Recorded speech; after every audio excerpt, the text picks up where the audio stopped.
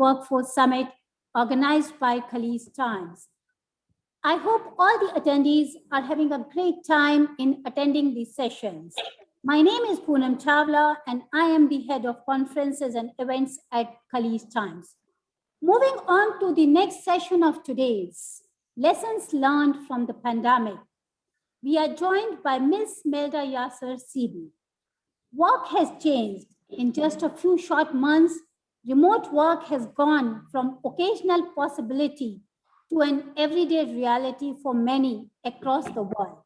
The global pandemic has accelerated the shift in business attitudes to remote work and transformed the way the modern offices operate.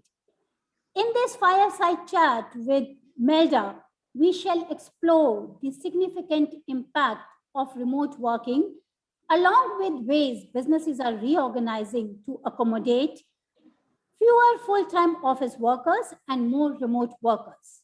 Melda is recognized among the top 50 most influential CEOs in the Middle East. She is currently the managing director for Kraft Heinz Middle East and Turkey. Kraft Heinz is one of the top 5 global food and beverage companies and aspiring to accelerate growth in international markets like the Middle East. Prior to her role in Kraft Heinz, Melda has worked in marketing, sales, and commercial roles across different categories such as healthcare, cosmetics, household care, and baby in Procter & Gamble and Gillette Company. Her passion is to develop iconic brands with teams. She is a true believer that diverse teams are smarter and perform better. Hence, she is an advocate for diversity and inclusion. Welcome on board, Melda. Good morning. How are you doing today? Good morning. Thanks, Poonam. Thanks for inviting me. It's nice to be here. I wish we were face-to-face, but I guess there are benefits to a virtual conference as well. So let's see next year how it will be. I guess it will be hybrid, but let's see.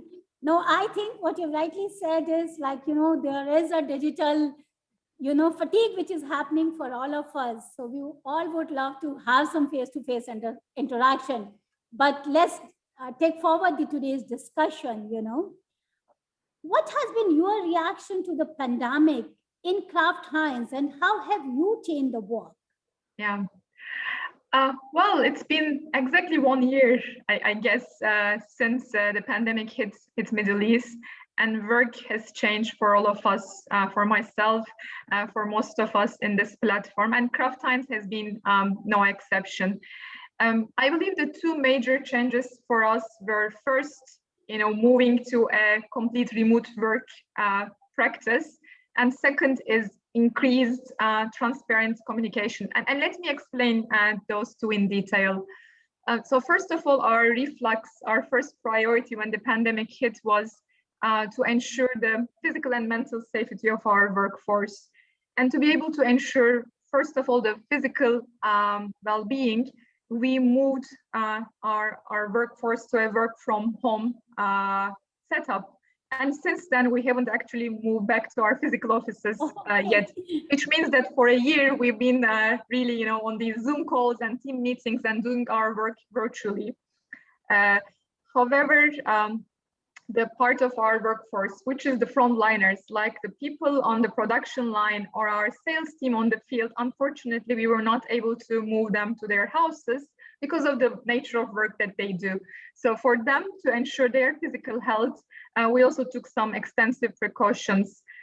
It might be, in the form of diluted shifts, extra sanitization, more social distancing and so on. And these practices are still in place. Once the physical safety was there, we shifted our focus to the mental, well-being of our team, which was proven to be very difficult in these challenging times in the face of adversity. Our team was really concerned with, the lack of clarity. There were many questions on the table. I guess for most of us, Absolutely. How am I going to perform my job at my best at home? Is my job going to be redundant? Is there a job security challenge?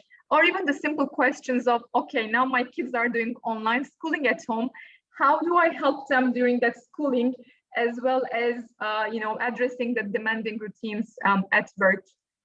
And honestly, I didn't have all the answers to these questions. My leadership didn't have the answers, but we didn't pretend knowing all.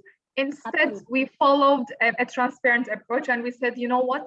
The best way to drive that clarity, that confidence, and to reassure our teams that we would prioritize their physical and mental well-being is to communicate in a transparent way, sometimes over-communicate, but create a dialogue between all the members of our community.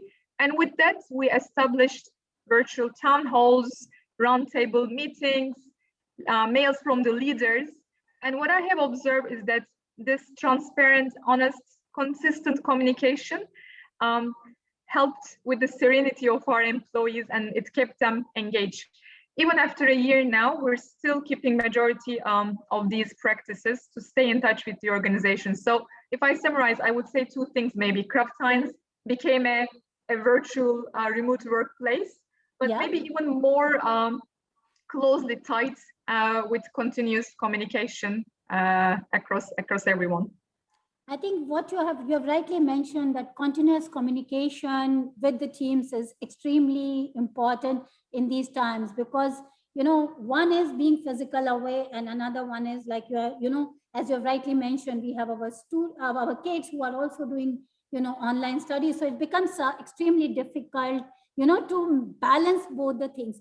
But Milda, do you think the pandemic has changed the workforce culture for the better?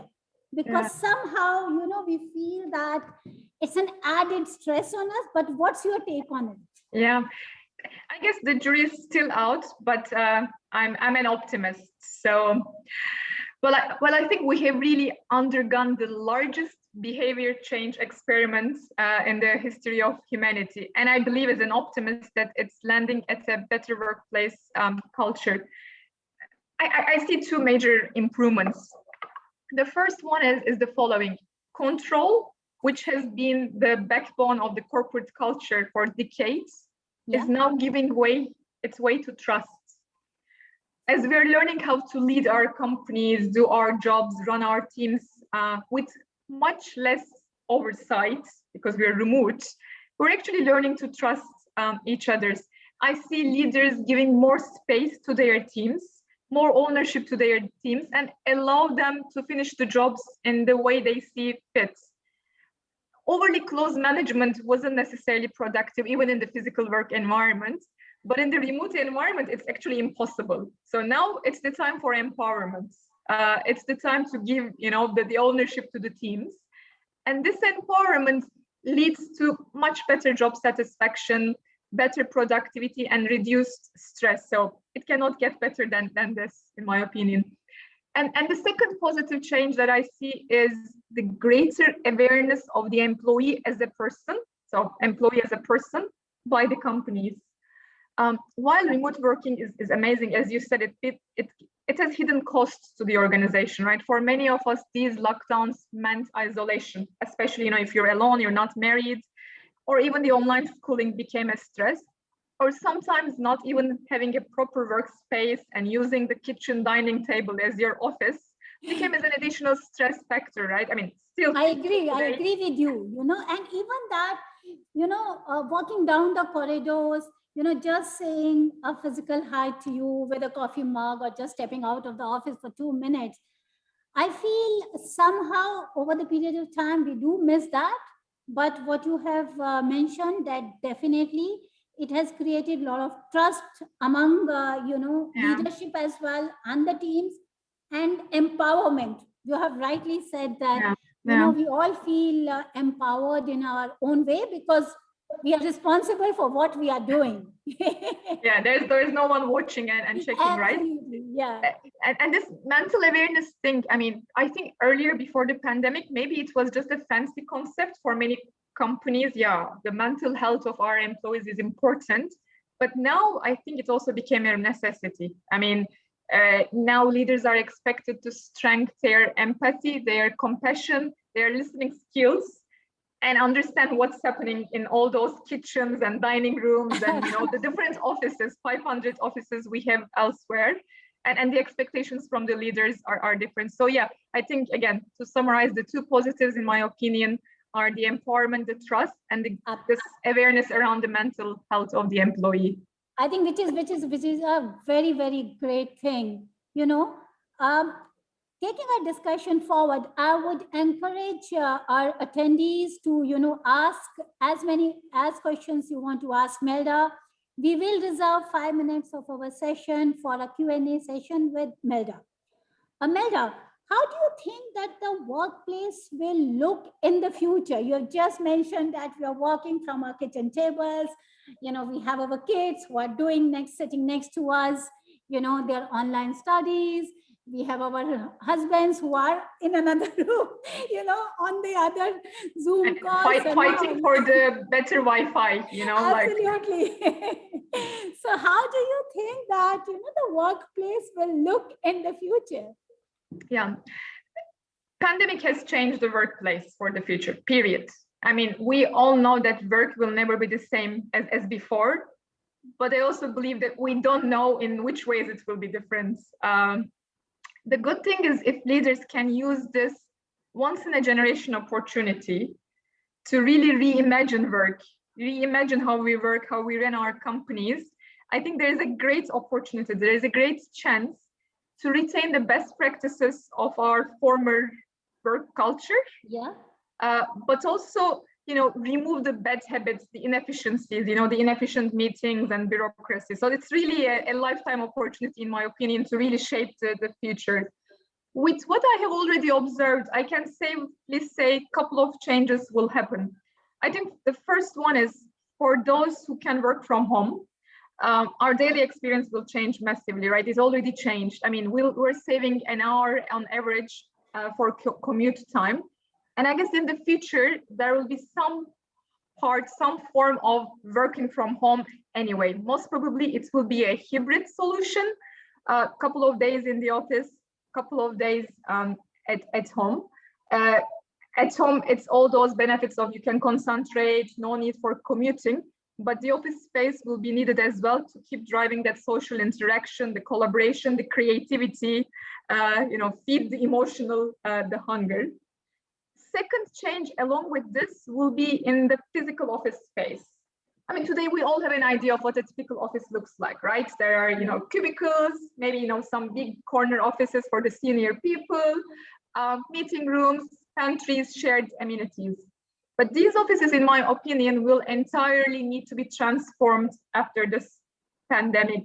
Because if you think about the hybrid model that I explained, so maybe 2 days in the office, 3 days home, the days that you're expected to work on your own and maybe have calls and so on, you'll be at home. You don't necessarily need your cubic. You don't need to go to your cubic and sit there.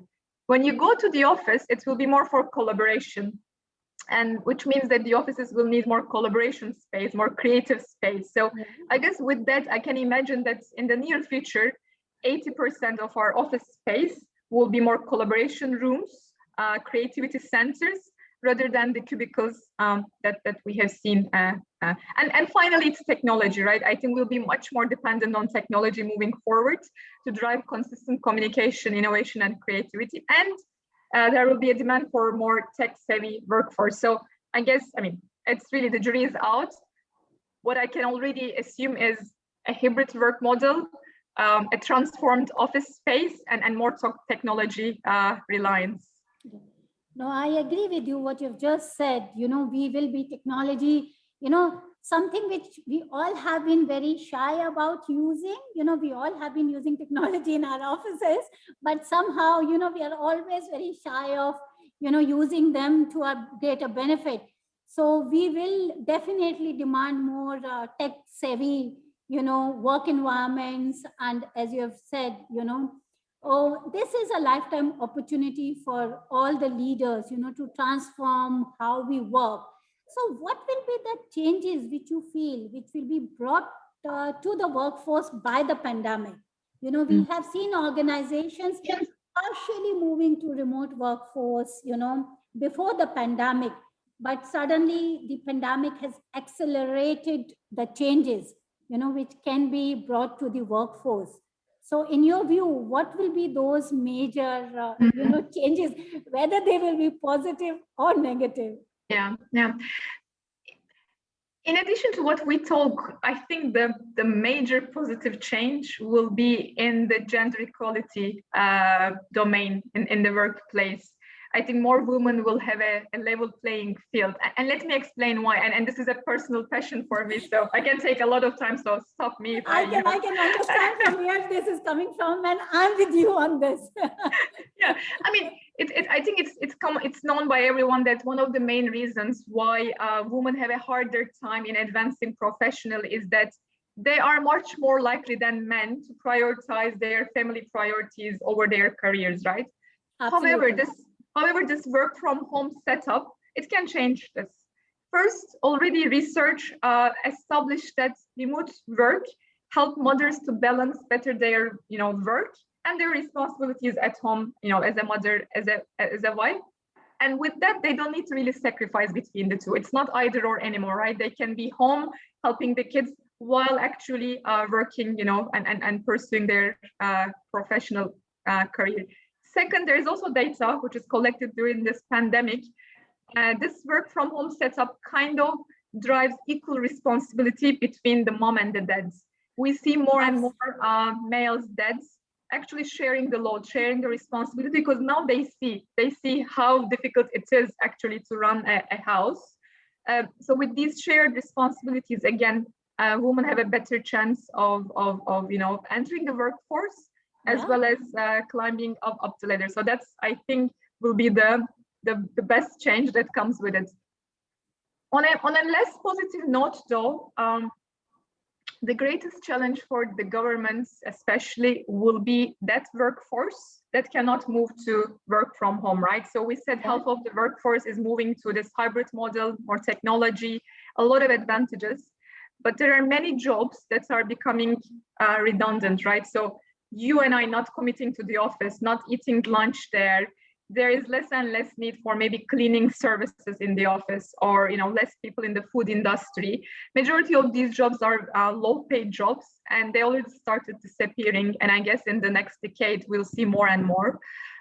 So governments will need to create that social security network, and maybe create education schemes, training schemes to leverage this workforce in a different way. Otherwise, it's really a challenge that I see coming. No, I agree with you. And even it's also going to have a long-term effect on the real estate prices, the commercial office space and all. So we also need to look at, those aspects of it.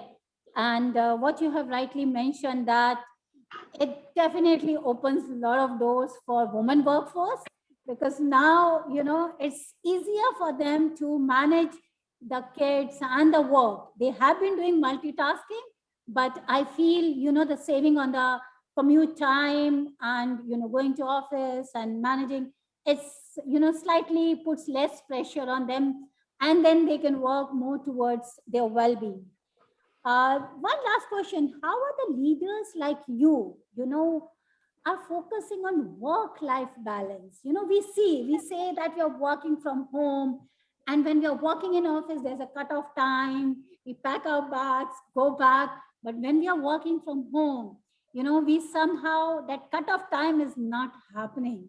We are constantly, it's not that, we are constantly expected as well to reply to our mails. People think that, okay, it's work from home. So I have the access to my laptop, I have the access to my, all my data, everything, and I can revert back immediately. Always on. There are pros, and these are the cons where, it's very difficult at times to focus on a work-life balance. Yeah. So yeah. What are your take on that? I agree. Look, I mean, pandemic has been challenging for everyone, and for senior leaders as well. While sailing into uncharted waters, trying to keep the business and the organization floating, we overworked ourselves with an always-on attitude, as you said, right? My laptop is here, so I can just, reply to an email. It's that feeling, oh, I need to be 24/7 approachable because it's a crisis time and my team needs me. Of course, it's important to work, through a successful organization and business, But if you're always on, there is no time or very little time for you to unwind and to take care of yourself. Yeah.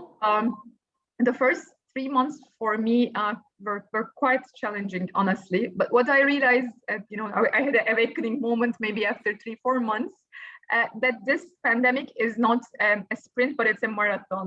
And I need resilience to be able to run this. And resilience comes through rejuvenation as well, right? You need to rejuvenate yourself. You need to be physically and mentally fit. I think what I have been doing since then is to make sure that I have a clear routine and I stick to that routine. So just to give you some examples, instead of my morning commute, to the office, I created this 30-minute walk every morning. So I wake up, I take that 30-minute walk, and that's the time where I think about my day. I plan, what are the important things, so on and so forth.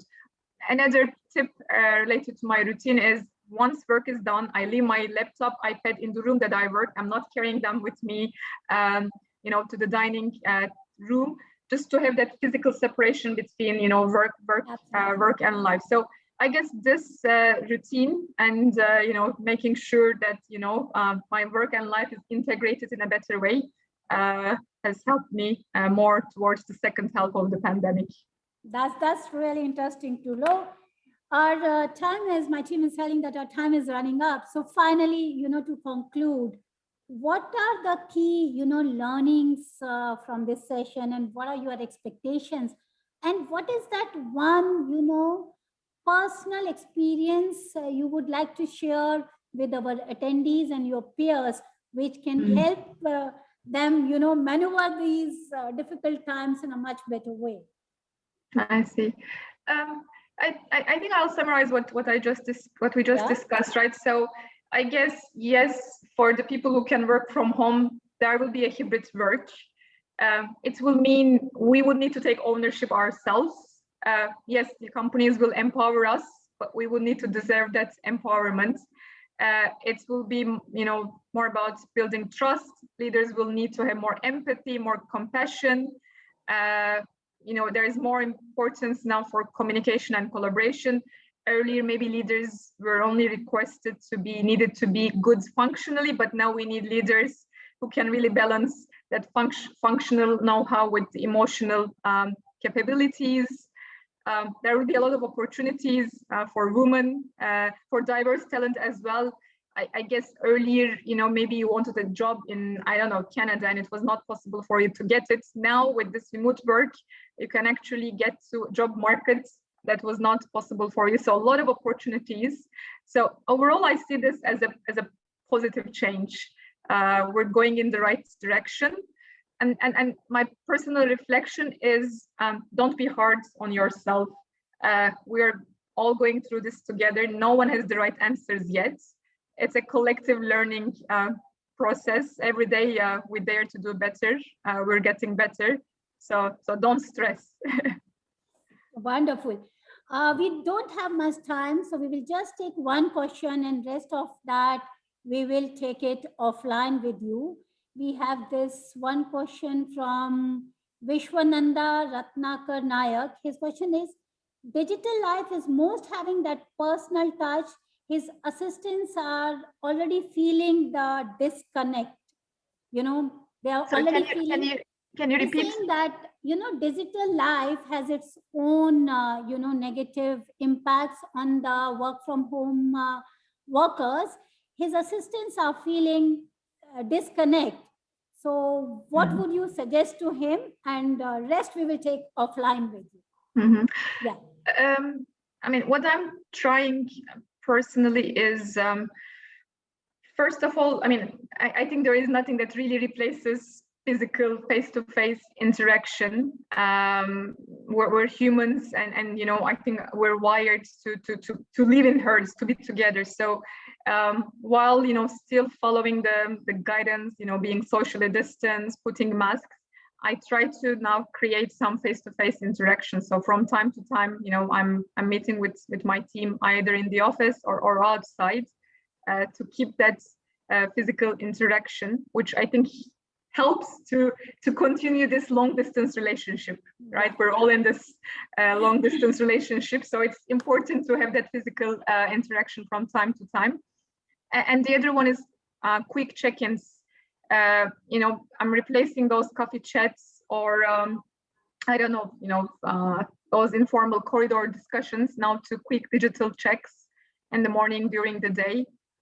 So I suggest that everyone forces themselves to get into that habit of those quick check-ins, even if it is virtually. At the beginning, it feels maybe awkward, but later on, you get used to it. Definitely. Thank you very much, Melda, for these insights. And thank you very much for joining us for the second edition of Remote Workforce Summit. We look forward to working with you in future. Have a great day ahead. Thank you. Have a good day. Bye-bye. Bye-bye.